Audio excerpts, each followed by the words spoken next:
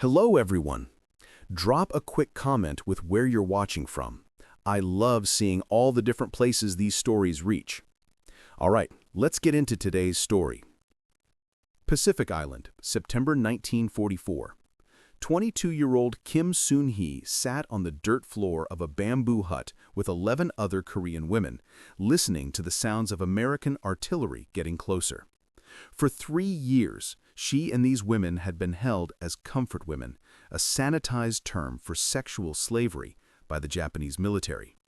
They had serviced dozens of soldiers daily, been beaten for resistance, starved as punishment, and watched several of their number die from disease, violence, or suicide. Now, as American forces approached the island, their Japanese captors had abandoned them, fleeing inland with whatever troops remained. The women were left behind, with no food, no protection, and a warning that made their blood run cold. The Americans are coming. You know what they'll do to you. You know what all soldiers want from women. Better to die now with honor than face what's coming. The Japanese officer who delivered this message left them with a single grenade. As the American voices grew louder outside, Soon-hee looked at the other women. They ranged in age from 17 to 32. All were Korean, taken from their villages years before under false pretenses, promises of factory work, nursing positions, anything to get young women to board the trucks that would carry them to hell. "We know what men want," Soon-hee whispered to the woman beside her, a former schoolteacher named Park Min-ji. "Japanese, American, soldiers are all the same. They'll use us until we break." Min-ji nodded, reaching for the grenade. Several women began to pray. Others simply stared at the bamboo walls with empty eyes, too traumatized to even process this final terror. Then the door opened. American Marines stood in the entrance, rifles ready. But behind them was someone the women hadn't expected, an American woman in military uniform with a Red Cross armband. She was a nurse, and when she saw the condition of the women, emaciated, scarred, some barely conscious, her expression changed from professional assessment to visible horror and rage. What happened next would save 12 lives and challenge everything these women believed about soldiers, captivity, and whether they would ever be treated as human beings again. This is the story of how Korean comfort women expected continued sexual exploitation from their American liberators, but received medical care and dignity instead. How the worst nightmare of the Pacific War became an unexpected moment of humanity, and how female American military personnel played a crucial role in rehabilitating women who had been systematically destroyed by years of sexual slavery. The Japanese military's comfort women system represented one of World War II's most systematic atrocities. Between 1932 and 1945, the Japanese military forced between 50,000 and 200,000 women, primarily from Korea, but also from China, the Philippines, Indonesia, and other occupied territories, into sexual slavery to service Japanese troops. The system was bureaucratic, organized, and deliberate. Japanese military authorities established comfort stations throughout their occupied territories and the Japanese home islands. They developed regulations specifying how many women should be provided per number of soldiers, how frequently soldiers could visit, and what diseases required women to be removed from service. The women themselves were acquired through various means. Some were kidnapped outright. Others were recruited through deceptive job advertisements promising factory work or nursing positions. Still others were sold by impoverished families who believed their daughters would have legitimate employment. Once in Japanese military custody, escape was virtually impossible. The conditions these women endured were horrific beyond description. Korean survivor testimonies documented decades later describe being forced to service 30 to 50 soldiers daily, with officers having first access and regular soldiers coming in queues. Physical violence was routine, beatings for perceived disrespect, for crying, for showing pain, for resisting. Starvation was used as punishment and control. Medical care was minimal and focused solely on preventing venereal diseases that would make women unusable for soldiers, not on the women's actual health or well-being. Kim Soon-hee, whose story opens this narrative, had been taken from her village in Korea in 1941 at age 19. Japanese officials had come to her village announcing opportunities for young women to work in Japanese factories, promising good wages and respectable employment. Soon-hee's family was poor. The opportunity seemed like a blessing. She and 15 other young women from nearby villages boarded trucks voluntarily, waving goodbye to their families, expecting to support their households with factory wages.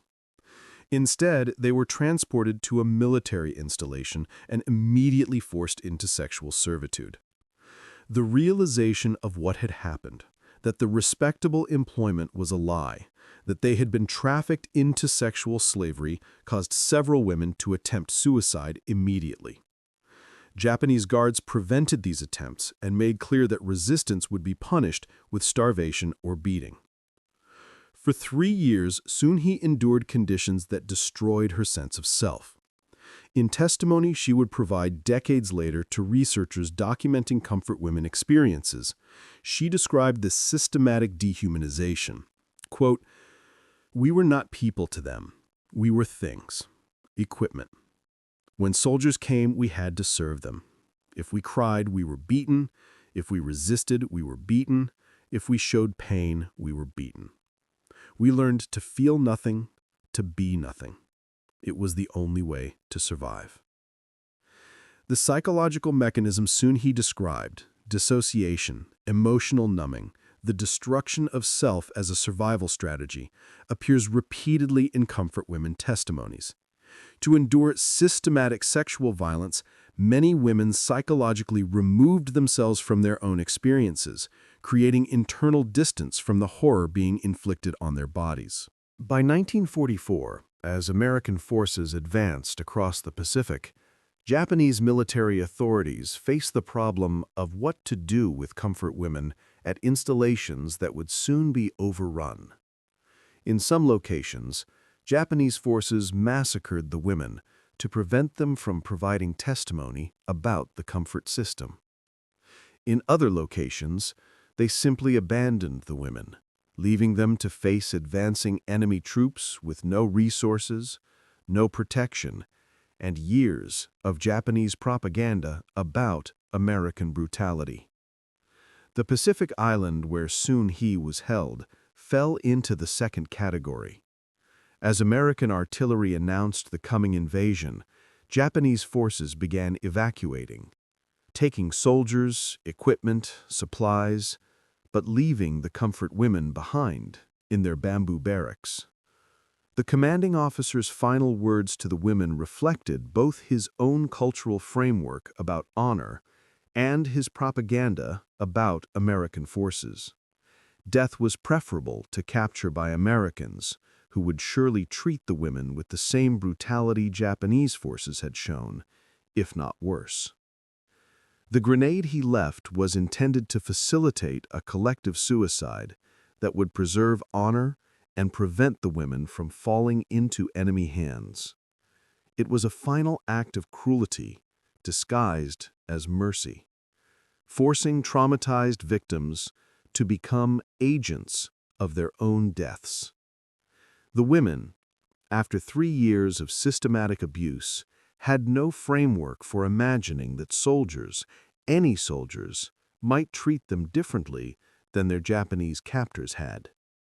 Soon-hee's statement, "We know what men want," reflected not just her experience, but a universal truth these women had learned through systematic violation. Soldiers used women. The uniform might change, the language might be different, but the fundamental reality would remain the same. When American Marines burst through the door of the bamboo barracks, the women expected immediate sexual assault. They had been conditioned by 3 years of experience that this was what soldiers did to captive women. The presence of armed men meant violence and violation. The presence of Lieutenant Sarah Morrison, an Army nurse with the 112th Medical Battalion, changed the dynamic immediately. Morrison, whose unit had been assigned to provide immediate medical care for liberated civilian populations, had been warned by intelligence officers that Japanese installations sometimes held comfort women, though the full scope and horror of the system was not yet understood by American authorities. What Morrison saw when she entered that barracks would haunt her for the rest of her life. In her medical report, filed the following day, she documented what she found. 12 Korean women, ages estimated 17 to 32, in state of severe malnutrition, multiple untreated injuries, evidence of systematic physical and sexual abuse. Several women appeared catatonic, unresponsive to verbal commands. One woman, holding hand grenade, appeared prepared to detonate. All women exhibited signs of severe psychological trauma. Morrison's immediate actions probably saved 12 lives. She ordered the Marines to lower their weapons and step back from the doorway. She entered the barracks alone, slowly, with her hands visible and empty. Through a Japanese-speaking interpreter who had come forward from the Marine unit, she identified herself. "I am a nurse, American nurse. I am here to help. No one will hurt you. You are safe now." The women didn't believe her. How could they? 3 years of systematic abuse had taught them that safety didn't exist for women in military custody. Soon-hee, still holding the grenade, shook her head. Through the interpreter, she responded, "We know what you want. We know what all soldiers want from women. Just take us and be done with it. We have nothing left to give." Morrison's response, documented in her report and later in testimony to military investigators, demonstrated both professional competence and profound humanity. "I don't want anything from you. I'm a nurse. My job is to make sick and hurt people better. You are hurt. I want to help you heal. That's all. No one here will touch you. No one will hurt you. You have my word as an American officer." The standoff continued for nearly 20 minutes. The women, traumatized and unable to process the concept that soldiers might not immediately assault them, remained defensive and terrified. Morrison maintained her calm presence, speaking slowly through the interpreter, explaining what would happen next: medical evaluation, food, clean water, shelter, all provided without any expectation of sexual service. It was Minji, the former school teacher, who finally lowered her guard enough to ask a question that revealed both the depth of trauma and the first crack in the wall of terror. "You are a woman soldier?" Morrison nodded. "Yes. In America, women serve in the military as nurses, administrators, support staff. We're not combat soldiers, but we're military personnel, and I'm here to help you." The concept of women in military roles with authority and professional status was foreign to the Korean women's experience. Japanese military culture had no equivalent. The realization that this American in uniform was female and that she had authority over the armed male Marines who had stepped back at her command created cognitive dissonance that began to break through the trauma. Soon-hee slowly set down the grenade. Morrison immediately secured it, carefully placing it outside the barracks, then returned to the women with her medical kit. What followed was the beginning of a long and difficult recovery process. The immediate medical assessment revealed the extent of physical damage. All 12 women showed signs of severe malnutrition. They had been on starvation rations for weeks as Japanese supply lines collapsed. Most had untreated infections from poor hygiene conditions in the barracks. Several had broken bones that had healed incorrectly, suggesting past beatings. All showed evidence of systematic sexual trauma that would require ongoing medical care. Morrison's medical team, which included 2 other female nurses and several male medics who were kept at respectful distances per Morrison's strict instructions, began providing emergency care. The women received food, plain rice porridge initially, as their starved digestive systems couldn't handle richer foods. They received clean water, the first they'd had in weeks. They received clean clothes to replace the ragged garments they wore. And most importantly, they received treatment that respected their bodily autonomy and dignity. Examinations conducted by female personnel with explicit permission requested before any touch, with clear explanations of what was being done and why. This approach, trauma-informed care, though that terminology wouldn't exist for decades, stood in stark contrast to everything the women had experienced for 3 years. For the first time since their captivity began, medical treatment wasn't about making them serviceable for soldiers, but about their actual health and recovery. The psychological impact was profound but not immediate. These women had been systematically conditioned to expect violation. The absence of violation created confusion, not immediate trust. For days after liberation, the women waited for the real treatment to begin, for American soldiers to reveal their true intentions, for the sexual exploitation to resume under a different flag. It didn't happen. American military policy, codified in regulations and enforced through military justice, prohibited sexual contact with liberated populations. Violations were treated as serious offenses, subject to court-martial. Female military personnel were assigned as primary contacts for comfort women, specifically to prevent any suggestion of sexual exploitation, and to provide trauma survivors with care providers who wouldn't trigger their conditioned terror of men in uniform. The Women's Recovery Facility, established at a secured area of the island, maintained strict protocols. Male personnel were prohibited from entering women's quarters without female military escort present. All direct care was provided by female nurses and Women's Army Corps personnel when possible. Guards were posted to protect the women from any threats, not to confine them. They were free to move within the secured area, a fundamental distinction from their captivity that took time to understand. Food provision exceeded basic military rations. Recognizing that the women had been starved, medical personnel provided increasing quantities of nutritious food as the women's systems could tolerate it. Within 2 weeks, the average weight gain was 12 pounds per woman. Physical health began to improve measurably. Psychological recovery proved far more complex. Park Min-ji, the school teacher who had been comfort woman for 3 years, initially refused to believe the Americans wouldn't demand sexual service. In counseling sessions with a missionary woman who spoke Korean and had been brought in to assist with communication and emotional support, Min-ji explained her thinking. For 3 years, every kindness came with a price. If a Japanese officer gave extra food, he expected gratitude shown through compliance with any demand. If a guard showed mercy by not beating us, he expected us to be more enthusiastic in serving soldiers. Kindness was always a transaction where we paid with our bodies. Why would Americans be different? The missionary, working under military contract and trained in providing support to trauma survivors, responded with patient consistency.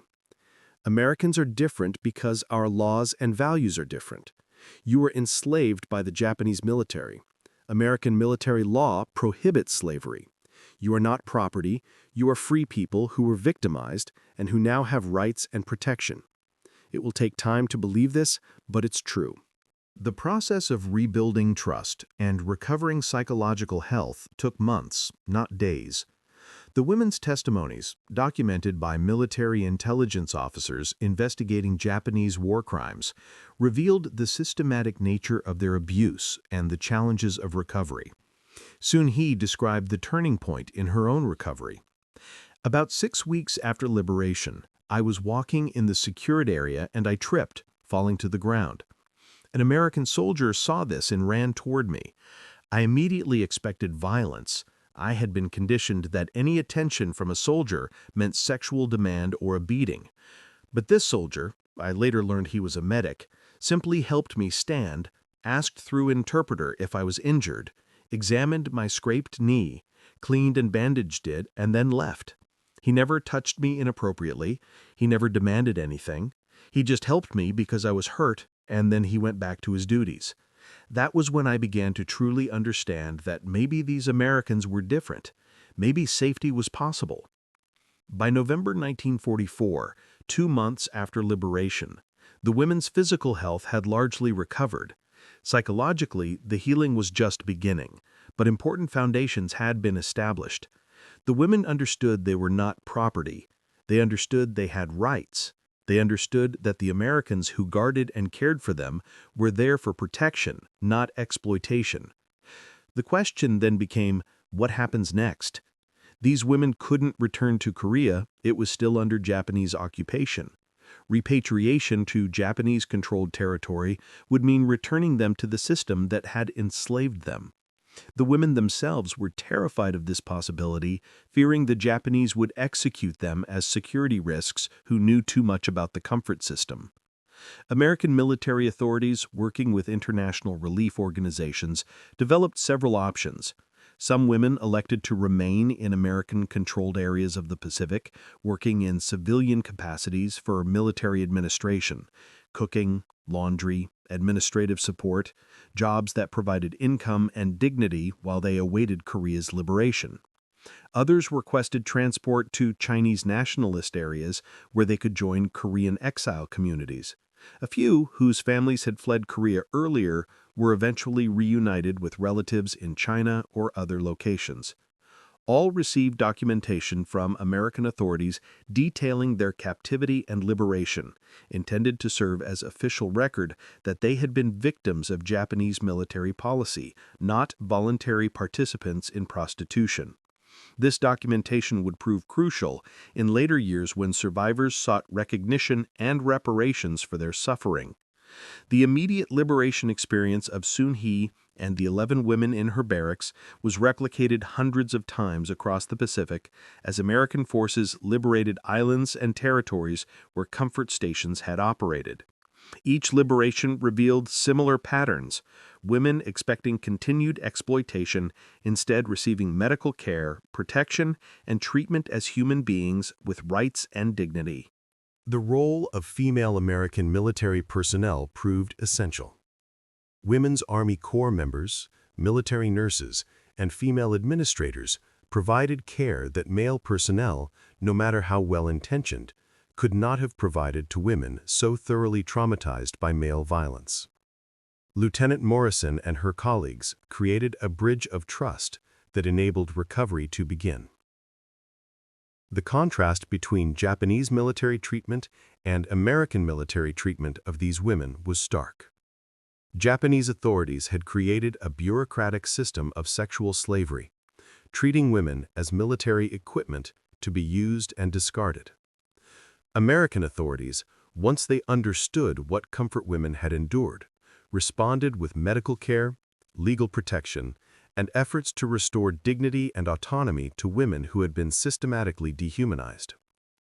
This wasn't because individual American soldiers were inherently more moral than individual Japanese soldiers. It was because American military law and cultural values treated sexual slavery as criminal and mandated protection of civilian populations.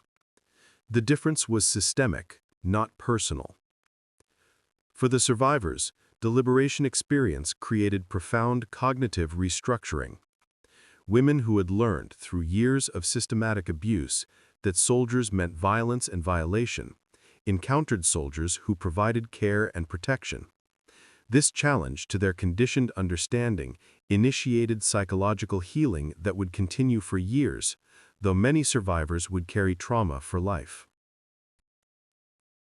Kim Soon-hee, who had whispered, "We know what men want," while preparing to die rather than face American troops, lived to age 92, passing away in 2014 in South Korea.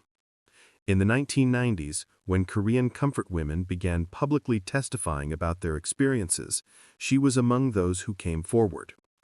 In her testimony, she described the liberation moment. "When that American nurse came into our barracks, I couldn't understand what was happening. For 3 years, every man who came through that door wanted to use our bodies. Every interaction with soldiers was about their demands and our compliance. This woman soldier with the red cross on her arm spoke to us like we were people, not things. She asked permission before touching us for medical examination. She explained what she was doing and why. She treated us with dignity I had forgotten human beings could show to other human beings. The Japanese military taught us we were worthless. The American military showed us we were worth saving. That difference changed everything. The story of Korean comfort women's liberation reveals both the depths of human cruelty and the possibility of human compassion. These women experienced years of systematic sexual slavery designed to destroy their humanity and autonomy. Liberation could simply mean transfer from one form of exploitation to another, new soldiers with the same demands.